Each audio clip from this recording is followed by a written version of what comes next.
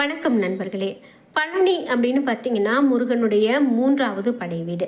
இந்த முருகன் கோவிலுக்கு இல்லை பொதுவாகவே கடவுளுடைய கோவிலுக்கு யார் வேணாலும் எப்போ வேணாலும் போய் வழிபாடு செய்யலாங்க. ஆனால் குறிப்பிட்டு இந்த ராசிக்காரங்க இந்த பழனி மலைக்கு போனாங்க அப்படின்னா வாழ்க்கையில் மிக பெரும் அதிர்ஷ்டத்தை பெறுவாங்க அப்படின்னு சொல்கிறாங்க. அதே போல் ஒரு சில கோவில்களுக்கு அடிக்கடி இந்த ராசிக்காரங்க போகக்கூடாது அப்படின்னு ஒரு தகவல் இருக்குது. அப்படி பழனிக்கு குறிப்பிட்டு இந்த 3 ராசிக்காரங்க போனாங்க அப்படின்னா உச்சநிலை அடைவாங்க வாழ்க்கையில் அப்படின்னு சொல்லப்படுது. அப்படி எந்தெந்த ராசிக்காரர்கள் பழனி மலைக்கு போகிறது நல்லது, எந்த ராசிக்காரர்கள்லாம் அடிக்கடி போகக்கூடாது, ஏன் இப்படி பழனிக்கு போக சொல்கிறாங்க அப்படிங்கிற எல்லா தகவல்களையும் இந்த வீடியோவில் பார்க்கலாம். வீடியோவை பார்த்துட்டு இருக்கக்கூடிய நீங்கள் பாலதண்டாயுத பாணிக்கு அரோகரா என்ற வாசகத்தை கமெண்ட் பாக்ஸில் பதிவிட்டுட்டு வீடியோவை ஸ்கிப் பண்ணாமல் பாருங்கள். நம்ம வீடியோவை பார்க்கக்கூடிய நீங்கள் மேலும் என்னென்ன கோவில்கள் பற்றி நம்மளுடைய சேனலில் போடலாம், ஆன்மீக தகவலில் உங்களுக்கு மேலும் என்னென்ன வேணும், அதே போல் உங்கள் ஊரில் இருக்கக்கூடிய கோவில்களோ அல்லது ஒரு விசித்திரமான விஷயம் இருக்குது அப்படின்னா அதை பற்றி கூட கமெண்ட் பாக்ஸில் பகிர்ந்து கொள்ளுங்கள். நீங்கள் இன்னும் நம்ம சேனலை சப்ஸ்கிரைப் பண்ணாமல் இருந்தால் சப்ஸ்கிரைப் பண்ணிக்கோங்க. கூடவே இருக்க பெல் ஐக்கானை மறக்காமல் கிளிக் பண்ணிடுங்க. வாங்க வீடியோக்குள்ளே போகலாம். பழனிமலைக்கு யார் வேணாலும் போகலாங்க. பொதுவாகவே பழனிமலைக்கு நம்ம போகிறதுக்கு முன்னாடி இன்னொரு தகவலையும் நான் சொல்லிடுறேன். கருங்காலி மாலை அணிவது அப்படின்னு பார்த்தீங்கன்னா இன்றைக்கி எல்லோருக்குமே மிக பெரும் நன்மையை கொடுக்கக்கூடிய விஷயமா இருக்குது அப்படின்னு சொல்லலாம். அதாவது இந்த கருங்காலி மாலையை நம்ம சரியான நபர்கள்கிட்ட வாங்கணுங்க. அதாவது அது ஒரிஜினலாக இருக்கா அப்படின்னு பார்த்து வாங்கினா மட்டும்தான் அது நமக்கு பலன் தரும். இல்லை சாதாரணமாக கிடைக்கக்கூடியது அப்படின்னு சொல்லி வாங்கினோம் அப்படின்னா அது கண்டிப்பாக நமக்கு நல்லது ஒரு பலனை கொடுக்காது அப்படின்னு சொல்லலாம். அதனால் ஒரிஜினலான கருங்காலி மாலை உங்களுக்கும் வேணும் அப்படின்னா எங்ககிட்டயே ஒரிஜினலான கருங்காலி மாலை இருக்குது. இந்த வீடியோவுடைய டிஸ்கிரிப்ஷனில் நான் தொலைபேசி எண் கொடுத்துருக்கேன். அந்த எண்ணுக்கு தொடர்பு கொண்டு பேசி பாருங்கள். கண்டிப்பாக உங்களுக்கு கருங்காலி மாலை வெள்ளியால் கோர்க்கப்பட்டது, செம்பால் கோர்க்கப்பட்டது, கருங்காலி பிரேஸ்லெட், கருங்காலி மோதிரம் எல்லாமே வெவ்வேறு சைஸ்லேயும் இருக்குது. அது மட்டும் இல்லாமல் சாதாரணமான மாலைகளும் இருக்குது. இந்த மாலைகள் துளசி மாலை இது மாதிரியான மாலைகள் எல்லாமே உங்களுக்கு எளிமையான முறையில் வாங்கிக்க முடியும்.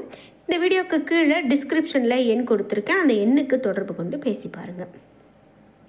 நாம் இப்போ இந்த வீடியோவில் பழனி மலைக்கு நம்ம யாரெல்லாம் போகலாம், யாரெல்லாம் போகிறதால என்னென்ன பலன் அப்படின்னு சொல்லி பார்த்துட்ருக்கோம்.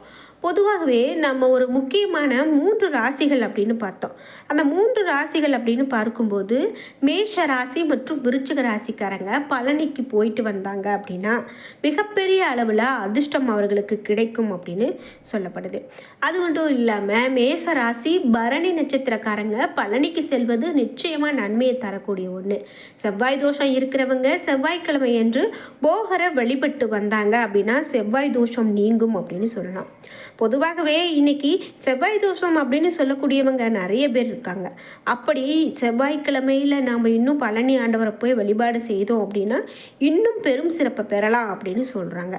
நீங்கள் பழனிக்கு போகணும் அப்படின்னு திட்டமிடுறீங்கன்னா இந்த கிழமையில் போயிட்டு வாங்க, இன்னும் உங்களுக்கு நல்லது. குறிப்பாக மேஷராசிக்காரர்களுக்கு பழனி மிக பெரும் நன்மையை பெற்றுக் கொடுக்கும் அப்படின்னு சொல்லப்படுது. முருகப்பெருமானுடைய அருள் முழுமையாக அவர்களுக்கு கிடைக்கும். மேலும் மேஷ லக்னக்காரர்கள் பழனியில் விட்டிருக்கக்கூடிய பாலதண்டாயுத பணியை தரிசிப்பது அவர்களுக்கு எதிரிகள் தொல்லையினை நீக்கும், தொழில் வளம் பெருகும், கோடீஸ்வரர் ஆகக்கூடிய வாய்ப்பினை ஏற்படுத்தும், மிக பெரும் வழிகளை அவர்களுக்கு அமைத்து கொடுக்கும் அப்படின்னு சொல்கிறதால தான் மேஷராசிக்காரர்கள் பழனிக்கு போகிறது ரொம்ப சிறப்பு அப்படின்னு சொல்கிறாங்க. சரி, இதே போல் மிதுனம் ராசிக்காரர்கள் அப்படின்னு பார்க்கும்போது உங்கள் வாழ்க்கையில் பொதுவாக அதிர்ஷ்டம் வர்றது ஒரு கொஞ்சம் கஷ்டமான விஷயந்தான். மிகவும் அரிதான அதிர்ஷ்டம் வருகிறது. மிதுன ராசிக்காரர்கள் அடிக்கடி தங்களுடைய வாயில் இருந்து வரக்கூடிய கடும் சொற்களால் பலரையும் காயப்படுத்திட்டு பிறகு வருத்தப்படுவாங்க. அத்தகையவங்க பழனி தண்டாயுத பாணியை வழிபட்டு வந்தால் நாக்கு வன்மை அதிகரிக்கும், இதனால் தொழில் வளம் பெருகும், பணவரவு அதிகரிக்கும் அப்படின்லாம் சொல்கிறாங்க. இப்படி மிதுன ராசிக்காரர்களுக்கு பணவரவு அதிகரிக்க பழனி கோவிலுக்கு ஒரு முறை போயிட்டு வந்தாங்க அப்படின்னா அதுக்கு மேலே அவர்களுக்கு பெரும் சிறப்பை பெறுவாங்க அப்படின்னு சொல்லப்படுது. இந்த வீடியோவை பார்த்துட்டு இருக்கக்கூடிய நீங்கள் மேஷ ராசியோ அல்லது மிதுன ராசியோ சார்ந்தவங்க அப்படின்னா மறக்காமல் உங்களுடைய கருத்துக்களை கமெண்ட் பாக்ஸில் பதிவிடுங்க. உங்களுடைய ராசி என்ன என்பதை கமெண்ட் பாக்ஸில் பதிவிடுங்க. சரி, 3 ராசிகள் அப்படின்னு சொன்னீங்க, ஆனால் 2 தான் சொல்லியிருக்கோம். 3வது ராசி என்ன அப்படின்னு பார்த்தீங்கன்னா விருச்சிக ராசி. விருச்சிக ராசிக்காரர்கள் அதிகமாக கோபப்பட்டு பேசக்கூடிய தன்மை கொண்டவங்க அப்படின்னு விருச்சிக ராசிக்காரர்களை சொல்லலாம். செவ்வாயினுடைய கதிர்வீச்சு அதிகம் இருக்கக்கூடிய பழனிக்கு சென்று போகரையும் பழனி முருகனையும் வழிபட்டு வர சாந்தம் பெறுவாங்க விருச்சிக ராசிக்காரங்க. அதே போல் நீங்கள் தொட்டது எல்லாம் துலங்கும், தொழில் வன்மை கைகூடும், கோடீஸ்வரராக ஆவீங்க அப்படின்னு நிறைய பயனுள்ள தகவல்கள் இந்த விருச்சிக ராசிக்காரர்களுக்கும் சொல்லப்படுது. நீங்கள் சமீபத்தில் பழனிக்கு போயிட்டு வந்தீங்க அப்படின்னா கண்டிப்பாக உங்களுடைய கருத்துக்களை கமெண்ட் பாக்ஸில் பதிவிடுங்க. அதே போல் நிறைய விஷயங்கள் பழனியை பற்றி சொல்லப்படுதுங்க. பழனிக்கு போய் நம்ம ஒரு முறை வழிபட்டுட்டு வந்தோம் அப்படின்னா திருநள்ளாறு போய் வழிபட்ட ஒரு பலன் கிடைக்கும் அப்படின்னு சொல்கிறாங்க. அதாவது சனி கிரக பாதிப்பு கூட நீங்கும் அப்படின்னு சொல்லப்படுது. ஏன் அப்படின்னு பார்த்தீங்கன்னா, அதாவது உயிர்கள் வாழ்வது என்னால் தான் அப்படின்னு கர்வம் கொண்ட சூரிய பகவானை சபித்தவர் சிவபெருமான். சாபம் தீர இங்கு வந்து பூஜித்தார் சூரியன் அப்படின்னு சொல்லுவாங்க. சிவபெருமானுக்கு தெரியாமல் தட்ச யாகத்தில் கலந்து கொண்டதால் ஈசனிடம் தன்னை பெற அக்னியும் வாயு பகவானும் இங்கு வந்து வெளிப்பட்டாங்க அப்படின்னு சொல்லப்படுது. அது மட்டும் இல்லாமல் ஒரு முறை கோபம் கொண்ட திருமால் திருமகளை புறக்கணிச்சாராம். தன்னுடைய பதியை அடைய திருமகள் இங்கு தவம் இருந்து பலன் பெற்றாள் அப்படின்னு சொல்லுவாங்க. விசுவாமித்திரர் வசிஷ்டர் ஆகியோருக்கு இடையே நடந்த போரில் விசுவாமித்திரனுடைய ஆயுதத்தை வென்றதால அகம்பாவம் கொண்டது காமதேனு. இதனால் ஏற்பட்ட பாவம் தீர காமதேனு வழிபட்ட தலமும் இந்த பழனி ஆண்டவருடைய தலம் தான் அப்படின்னு சொல்லப்படுது.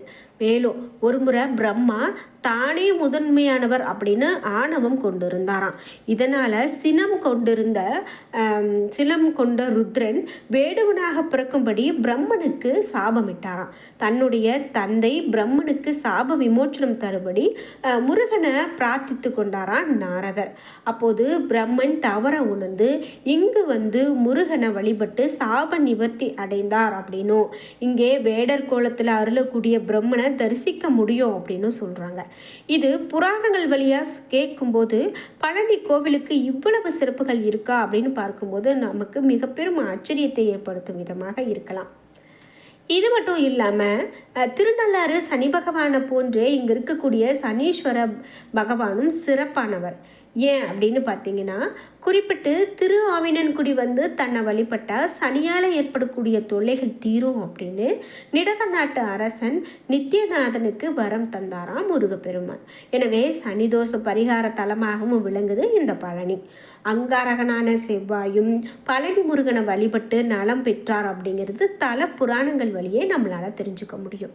இப்படி சனி பகவானுக்கே இங்கு வந்து பலன் கிடைத்திருக்கு. பெரிய பெரிய புராணங்கள் வழியாகவே நமக்கு இந்த மாதிரியான செய்திகள் கிடைக்குது அப்படின்னா கண்டிப்பாக ஒரு சிலர் நாம் இந்த பழனிக்கு போய் சென்று வழிபாடு செய்யும்போது நிச்சயமான நல்ல பலன்களை பெற முடியும்.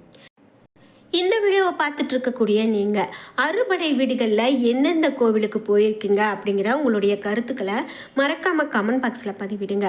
அதாவது அறுபடை வீடுகளுக்கு சில பேருக்கு போகணும் அப்படின்னு ஆசை இருக்கும், ஆனால் ஒரு சில படை வீடுகளுக்கு போக முடியாத நிலை இருக்கலாம். அதே போல் அறுபடை வீடுகளில் என்னென்ன கோவிலுக்கு போயிருக்கீங்க அப்படிங்கிற உங்களுடைய கருத்துக்களை கமெண்ட் பாக்ஸில் பதிவிடுங்க. என்ன நண்பர்களே, இந்த வீடியோவில் பழனி கோவிலுக்கு யாரெல்லாம் போகலாம், எந்த ராசிக்காரர்கள் போகும்போது மிக பெரும் சிறப்பாக பெறுகிறாங்க, யாருக்கு மிகவும் நன்மையான பலன்கள் கிடைக்கும் அப்படிங்கிற நிறைய அரிய தகவல்களை பார்த்து தெரிஞ்சுக்கிட்டோம்.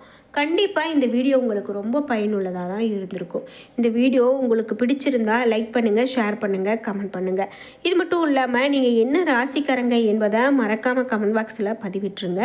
மேலும் உங்களுடைய உறவினர்களோ உங்களுடைய நண்பர்களுக்கோ இந்த வீடியோவை ஷேர் பண்ணிவிடுங்க. ஏன்னா அவர்கள் என்ன ராசியோ அவர்களுக்கு இது பயனுள்ளதாக இருக்கும். வீடியோ பிடிச்சிருந்தால் லைக் பண்ணுங்கள், ஷேர் பண்ணுங்கள், கமெண்ட் பண்ணுங்கள். நீங்கள் இன்னும் நம்மளுடைய சேனலை சப்ஸ்கிரைப் பண்ணாமல் இருந்தால் சப்ஸ்கிரைப் பண்ணிக்கோங்க. கூடவே இருக்க பெல் ஐக்கானை மறக்காமல் கிளிக் பண்ணிடுங்க. அப்போ தான் நாங்கள் போடுற இது போன்ற ஒவ்வொரு பயனுள்ள வீடியோவும் உடனுக்குடன் உங்களுக்கு நோட்டிஃபிகேஷனாக வந்து சேரும். நன்றி வியூவர்ஸ்.